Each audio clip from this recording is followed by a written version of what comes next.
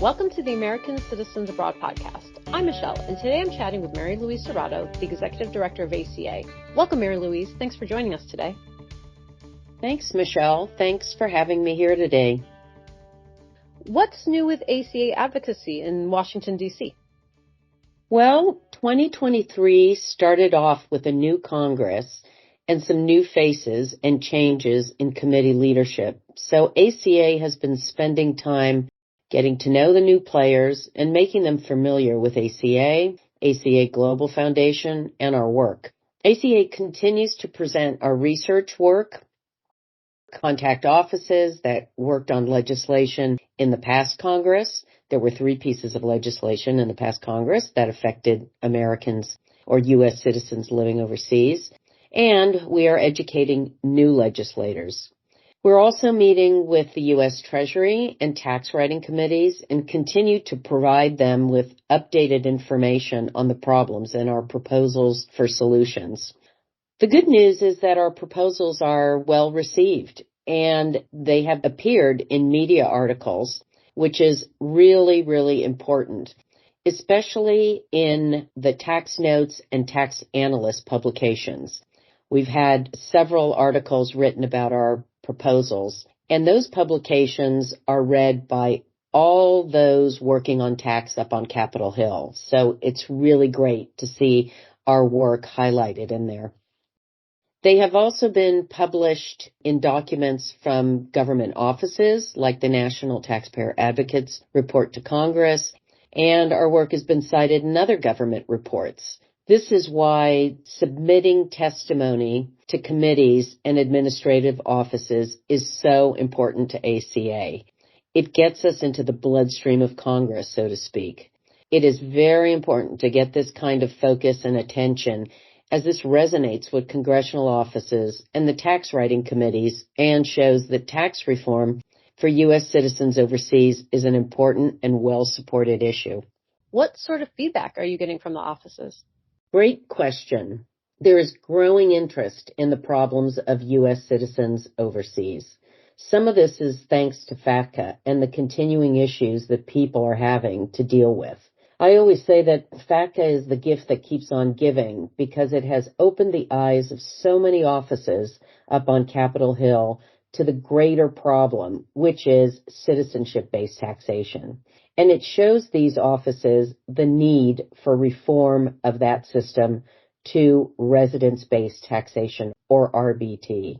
There is rarely an office ACA visits that has not had a constituent write to them about the problems of FATCA, which in turn leads directly to the discussion of tax reform and the need for RBT. We can also see with our communications to the U.S. Treasury and other administrative offices that there is a keen interest in the subject of taxation of U.S. citizens overseas. What is happening with the 3 bills introduced in the last Congress? Congresswoman Maloney's Safe Harbor bill for FATCA reporting, similar to ACA's same country exemption proposal, and her commission bill and Congressman Beyer's tax filing simplification act. Those 3 bills were great efforts and have really helped with our advocacy up on Capitol Hill because they show that there is congressional interest in doing something for U.S. citizens overseas. They show that legislators put pen to paper and are serious about addressing the issues reported to them. It also supports that what ACA is reporting on the tax and compliance problems are a reality on the ground and something that Congress needs to seriously take up. Congresswoman Maloney is no longer in office. However, Congresswoman Titus, who is the chair of the Americans Abroad Caucus, has reintroduced the Commissions on Americans Living Abroad Act, The bill would create a commission to investigate all the issues of U.S. citizens living overseas.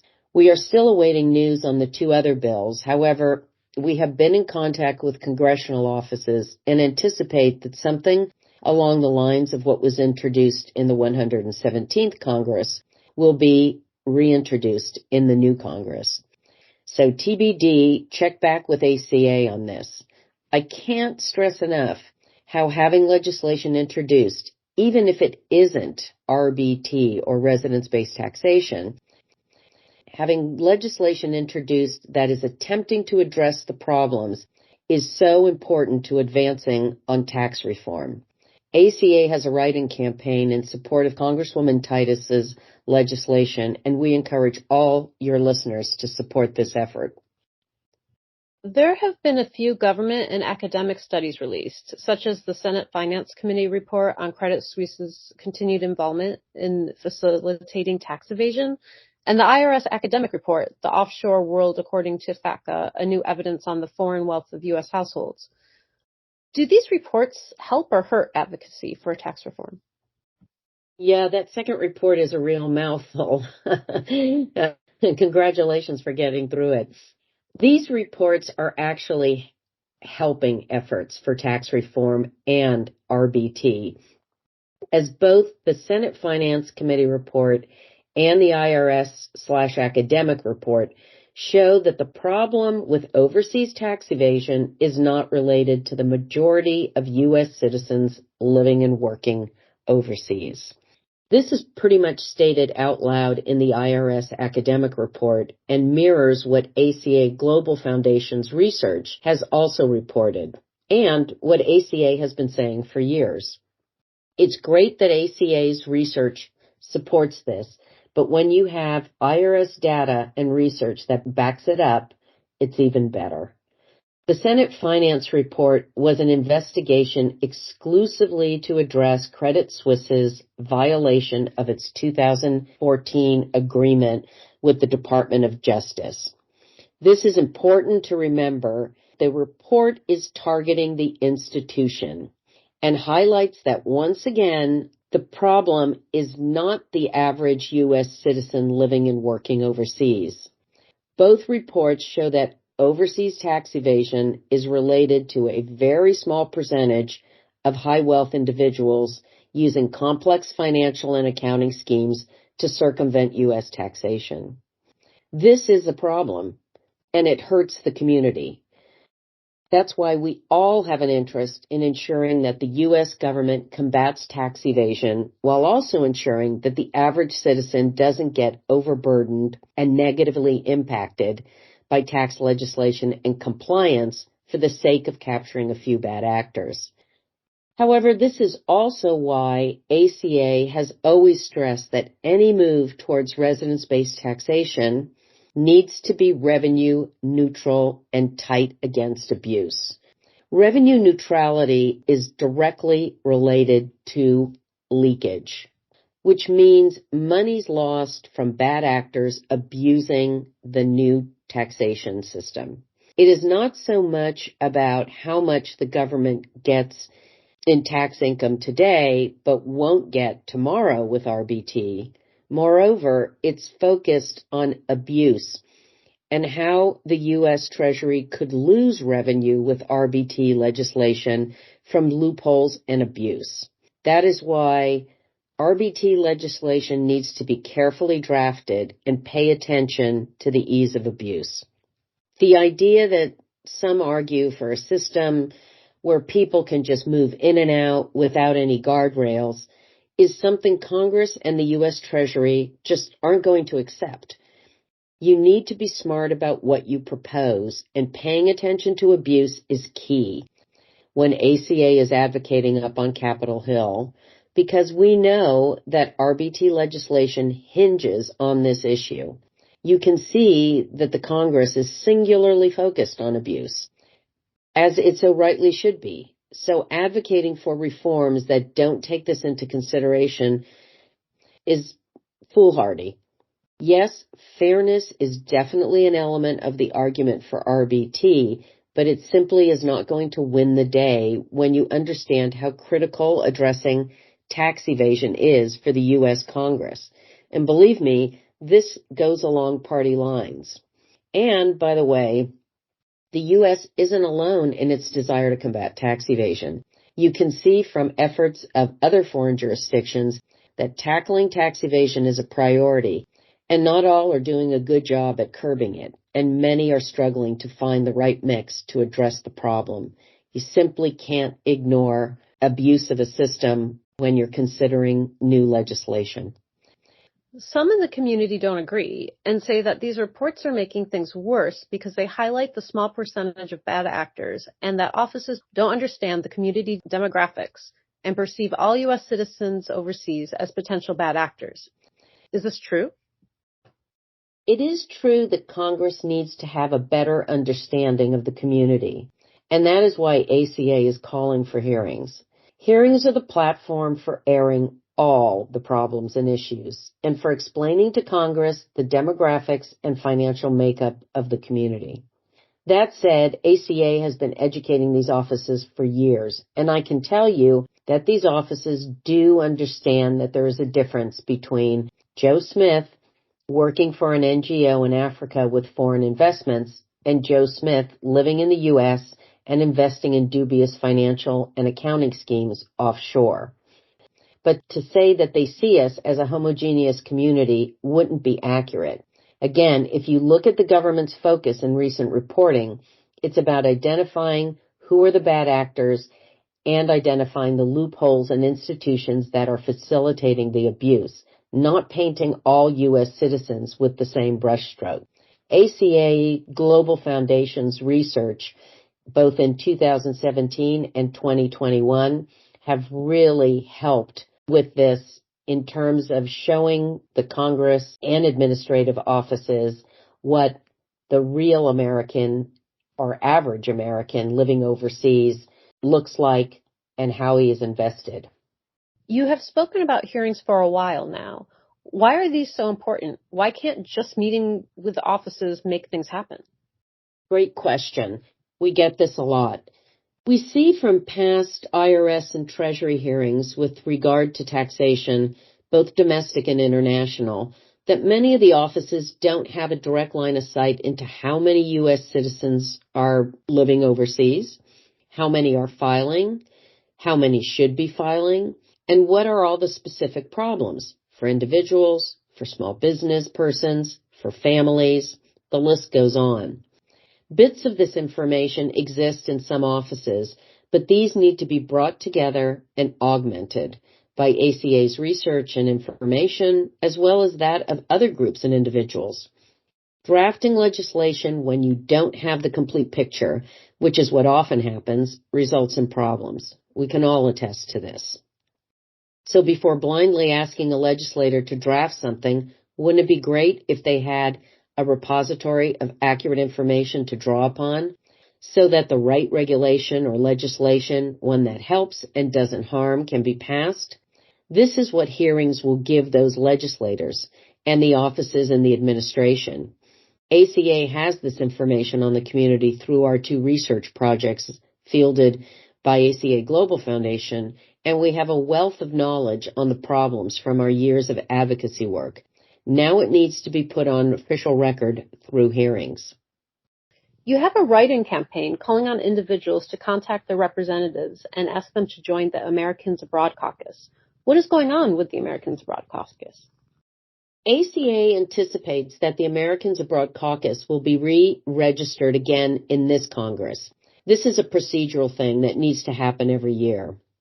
The caucus is an important representative body for U.S. citizens living and working overseas, and it has supported many efforts on behalf of the community and helped increase awareness of the issues and problems. Dina Titus, Democratic Congresswoman from Nevada, is the chairwoman of the caucus, and she is looking for a Republican chair to serve alongside her. Elvira Salazar, a Republican representative from Florida, has been the Republican chair of the caucus, but due to new committee assignments, needs to step down. However, she will remain as a member of the caucus. There are 28 members, and we anticipate the caucus growing and being active on our issues in the new Congress. Listeners can help grow the caucus by joining the write-in campaign. Another issue for U.S. citizens overseas is the windfall elimination provision, also known as WEP, W-E-P. There was some legislation in the last Congress calling for the repeal of WEP. Where do things stand today? For those who may not know, the windfall elimination provision, or WEP, is legislation that reduces an individual's Social Security benefits if they are receiving benefits from a pension based on earnings from jobs that were not covered by U.S. Social Security. That was another mouthful. What this means is that individuals receiving foreign pensions may see their U.S. Social Security benefits reduced, even though they paid fully into both the U.S. and foreign systems. In the last Congress, there was both a House and Senate bill calling for the repeal of WEP, as this affects individuals both in the U.S. and overseas. The House bill, although well supported by both parties, never made it to vote due to some procedural issues. However, the two bills have been reintroduced in the 118th Congress. The House bill, H.R. 82, was introduced by Garrett Graves, Republican from Louisiana, and Abigail Spanberger, a Democrat from Virginia. ACA has a write-in campaign calling on supporters to educate their legislators about WEP and to learn about the bills in Congress. The Senate bill, S-597, mirrors the House bill, but obviously the vote must begin in the House. ACA is reporting on updates on these bills on our website and in our communications, so keep a lookout. What else is ACA doing in D.C. to help with its advocacy? It's always great, our advocacy up on Capitol Hill, but a big part of our work is also to reach out to other organizations working on tax reform and to network with professionals and other experts in Washington, D.C. ACA is attending conferences on tax, compliance, and other issues and meeting with professionals to see how we can work with others to advance our issues. Nothing beats pressing the flesh, and you can't do that from distance.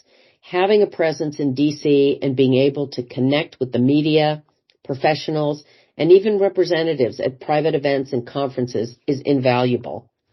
ACA has made many important connections in this way. ACA is also promoting the RBT Coalition, Residence-Based Taxation Coalition, with other organizations interested in tax reform in D.C. The RBT Coalition is an independent group of organizations that has come together in support of adoption of RBT. The more organizations and groups that join, the better our voice for change. Any final thoughts? ACA can't do the work we do without the support of the community, so I encourage everyone listening to become a member of ACA or donate to our efforts. Also, join our write-in campaigns. These are super helpful, as when offices receive the communications and ACA follows up with a visit, we have more impact. Representatives want to hear from their constituents, and messaging is always stronger when it comes from the bottom up. Remember, ACA is nonprofit, nonpartisan, headquartered in Washington, D.C., and 24/7 up on Capitol Hill and networking in the community. Thank you, Marylouise, for joining us today. Thanks, Michelle. Thanks again for having me. The American Citizens Abroad podcast is a monthly podcast that is published the second Tuesday of each month. It is edited and produced by me, Michelle, and is a product of American Citizens Abroad. You can find us on Twitter at ACA_podcast, on Facebook at American Citizens Abroad Podcast, or you can email us at podcast@americansabroad.org. Remember, give us a good rating on Apple Podcasts so other Americans living abroad can find us.